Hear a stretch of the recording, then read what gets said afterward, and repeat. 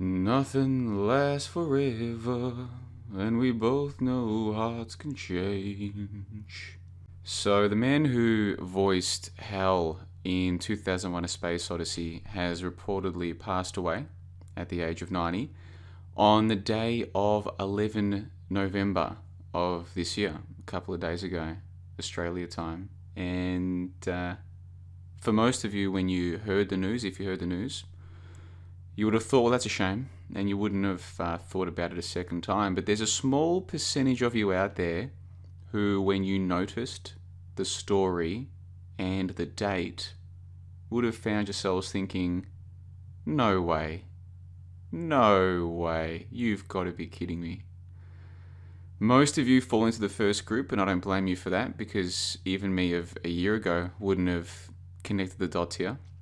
It takes a lot of, I didn't even want to use the word research because that word is abused so much these days. It takes a keen interest in the topic that you might describe as synchromysticism to have connected these dots, to even notice these dots. But for the small percentage of you out there who did notice this, then you're probably just as blown away by this as I am. This is getting a bit silly, isn't it, guys? It's getting beyond a joke. Although I think it is a joke. I think there's something much bigger than man doing all of this right now. I think that the idea that it's just a small group of people who are doing this, at the very least, you have to be questioning that by this stage. So as far as Douglas Rain is concerned, his family will never see this video. If they do, obviously I don't know your family. If someone has passed away, then naturally I feel for you, and this is part of life. People die and it's very sad. So this video is not about whether Douglas Rain really died or not. What matters is that it's being reported that he did on the day of 11 November 2018. Now, some of you are thinking, JLB, I don't know what you're getting at here, but I'm happy to hear what you have to say. So why don't you just try and point the dots out? Okay, let me do that. Remember that November 11, 18 is the day of the armistice of the war. Remember there was this great war that happened 100 years ago, and millions of people died. That's the history. That's the official story that pretty much everyone believes. Pretty much everyone, including so-called truth seekers. Pretty much everyone believes this story without even questioning it. That's the story. And so the car that Franz Ferdinand was supposedly in on the day that he was assassinated had a number plate that said A111 118 or AIII 118, which can easily be interpreted as A11/11/18, the day that he would die. The day that the war would end. So he died in a car that had a number plate that seems to have predicted the end of the very war that his assassination would precipitate. And that's not just my interpretation. Even Sky News are reporting on this.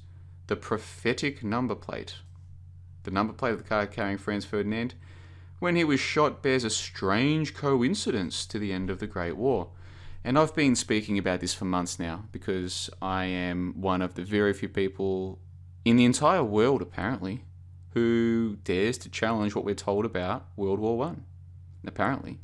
How this has happened, I don't know, but we don't have time to go into that right now. The point is that I've been pointing out for a while that the assassination that precipitated the Great War, the man whose assassination precipitated that war, the car he was in had a number plate that seems to have predicted the end of the same war. 11/11/18. Of course, that was 100 years ago to the day on the 11th of November. So on the Sunday. The Sunday just gone was 100 years after that date. And who should die on that day? Who should be reported dead on that day but Douglas Rain? The man who played the voice of HAL in 2001 A Space Odyssey. Now, at this point, any normies who are watching this video have already decided, oh, this guy's crazy. He's one of those conspiracy theorists who connects completely unrelated dots and tries to say that it proves that someone runs the world. Actually, I'm kind of doing the opposite. I'm kind of pointing out that this seems to be bigger than what humans could do. So even if you want to interpret it as coincidence, it's a cosmic coincidence with a significance that some people are going to be able to grasp and most people won't, and that's cool. So if you don't see the significance of this, don't think, oh, he's making a video to convince me. No, I'm not. I have no interest in convincing anybody of anything at this point. But even if I did have an interest in convincing you of stuff, it wouldn't be this esoteric stuff, because most people, even well-meaning people, have no chance of ever really grasping this. It's too late for them. Too late. So I'm not trying to convince you. I'm just pointing this out for the people who are genuinely interested in this stuff. So why is it important that the man who voiced HAL in 2001: A Space Odyssey, that he should pass away on this day, the end of the war? The end of the war. Well, the film that he played a voice in, there was a war between computers and man, wasn't there? At least on the surface level, in 2001: A Space Odyssey, we see that the Keir Dullea character is being attacked by the robot that's meant to be looking after him. HAL is supposed to be looking after the humans, but in fact, HAL seems to be killing the humans. And this is a big theme in that film, this idea of technology. We see the technology, the primates touch the monolith. Next thing you know, they're killing the other primates. Fast forward, the monkeys are traveling through space in the form of humans. And at the end of the film, of course, we see the Keir Dullea character seems to end his life by touching the screen. And so you can interpret this film many different ways, this Kubrick classic, many different ways. But one of the interpretations that seems to gel with a lot of what happens in the film is this idea that the black monolith is representative of technology. It's symbolic of technology. It's meant to be seen as a way to explore this idea of, as humans come into contact with technology, the humans themselves can transcend. They can. They don't necessarily have to, but they can. It seems to be one of the themes of that film. And of course, we see a black monolith right across from the World Trade Center on September 11. This is 55 Church Street. This is the Millennium Hilton. This is there today. It was there on the day of 9/11. It was standing right across from the World Trade Center when 9/11 took place. That's it right there. That's 55 Church Street. That's the Millennium Hilton. It was there on the day of 9/11. It's there to this day. Some of you might recall that an IBM computer supposedly beat a chess grandmaster named Kasparov. Was it Garry Kasparov? That first grandmaster defeat at the hands of a computer was at the hands of this deep blue thing. And it was also shaped like a black monolith by amazing coincidence. In the film 2001: A Space Odyssey, we see a Hilton Space Station 5. So in 1968, there's a film released about the black monolith touching the monolith, technological progress, humans ascending through technology. In that film, we see a Hilton 5. In real life, on September 11, we see a Millennium Hilton, okay? 2001: A Space Odyssey, Millennium Hilton. Hilton, 2001 was when 9/11 took place, okay? So going back to the recently departed Douglas Rain, the man who voiced the technology happens to have died on the day of the end of the war. The end of the war, whether you believe the war was real or not, that's the official end of the war. That's the armistice, 11/11/18. Now again, if you're just a regular person, a well-meaning person, maybe an intelligent person, maybe an educated person, maybe you're a very smart person, you have every right to be sitting there going, this guy's crazy. This guy's crazy. You have every right to do that, and you can click off this video right now and lead a very happy life, assuming that this person, that I am a crazy person. And you might well be right. That could be the case. Some of you, however, are going to want to look into this further, and so if you do, I'll put a link to this image. You can check it out in the info box below. I'll also put a link to this video that I released last year. This is about a 40-minute video, also available in audio format.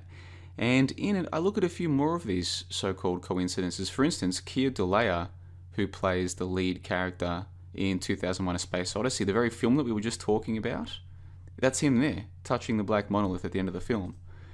He also happens to play one of the lead characters in the TV adaptation of Brave New World, Aldous Huxley's Brave New World.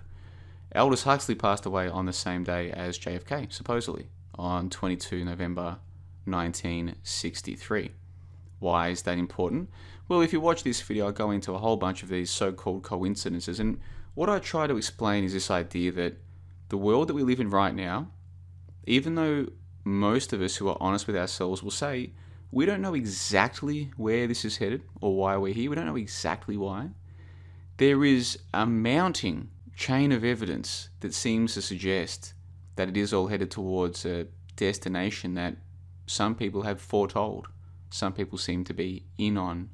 Now, whether that's because they're part of the group who are doing it, or they're part of the group who could see it was happening at a cosmic level or anything like this, that's another matter, and it's a matter that I go into in this video/audio, which I'll link to in the info box below. Some of you will come back, you'll click the link to this, and you'll come back and you'll say, oh, JLB, that's only for your members. You know, that I want it for free. That's only for your members. How dare you expect people to pay for the time and effort that you put into making this stuff? Fair enough, fair enough. How about I link you to some free material? I release the first hour for free of all of the member calls. I've been doing this for about 4 or 5 weeks now. So I'll put a link in the info box below. I've just released the most recent member Discord call that we recorded on that day, on November 11. We didn't even talk about the war hoax, funnily enough, but it was recorded on 11 November 2018. And the title of this one is Normies vs. Lizard People. So the first half of that call is available right now. I'll put a link in the info box below. In that call, we discuss what is the difference between science and scientism. Why do well-educated people tend to get upset when somebody they know loses faith in the experts? How can we maintain healthy relationships with normie friends and family once we've begun to seriously deprogram? Is it possible that immersion in Normieville can significantly slow down the deprogramming process? And is the lizard people reference in the title of this episode some kind of joke? Am I joking about that? Why would JLB, the world's leading skeptic, even entertain this notion that there are people in this world today who are not like the others? Why would he even entertain such an idea? It must be a joke, right? Well, maybe it is. So, like I said, I'll put a link to that in the info box below, the first half of the call. There's like 5 there now. Was that 5? Yeah, there's about 5 there now. So there's about 5 hours of free material for those of you who do not or will not support independent media. That's totally cool. We've all got different preferences. So those of you who are members, I do recommend you check this out. I know there's a lot of material in the back catalogue of John the Bond, so a lot of you guys have joined the website in the last few weeks and you won't have had the time or the inclination to go back through the entire archive. But given what's recently happened, I do recommend that you check this one out. So if you are a member of johnthebond.com, check this one out. It's available in video and audio format. If you're not a member, consider joining up. It costs less than a cup of coffee per week. So it's not very much to access what I believe is the best material on the internet today. But I could be biased. You really need to check it out and make up your own mind. So members, go and check that one out if you get a chance. Non-members, go and check out the free material, link in the info box below. And getting back to this story, yeah, look, it's past midnight now. I've been spending all day today working on this Dino Skeptic documentary, which I'm in the final stages of editing as we speak. And I saw this story and I was like, man, I want to do a video about this, but I'm not going to get home until midnight, so I might do a video tomorrow, is what I thought. But once I got home, I was like, no, I've got to make a video about this. This is outrageous. It's incredible. How do I describe this? Some of you will get this. Some of you see the significance of this, and most of you won't, and I'm cool with that. I get it. Most people can't and won't see the significance, but those of you who can, those of you who have read the sync books, for instance, those of you who've done your own sync research in the past, like real research too, not just fucking sitting around doing nothing, but I mean, you've actually looked into this properly and reconsidered what you think coincidence is. Those of you out there, when you saw this story, or maybe you're just seeing it for the first time today, you're thinking to yourself, holy shit, man, there is something going on. And how much more obvious does it have to get? It's, wow, what a time to be alive. So it's now the 13th of November, it's past midnight. On the 13th of November 2018, John the Bond signing off. And yeah, make sure you check out those links in the info box below. Members, go and check out this. Non-members, consider joining up. But if you won't support independent media, don't you worry. JLB's got your back. And you can go and check out this material.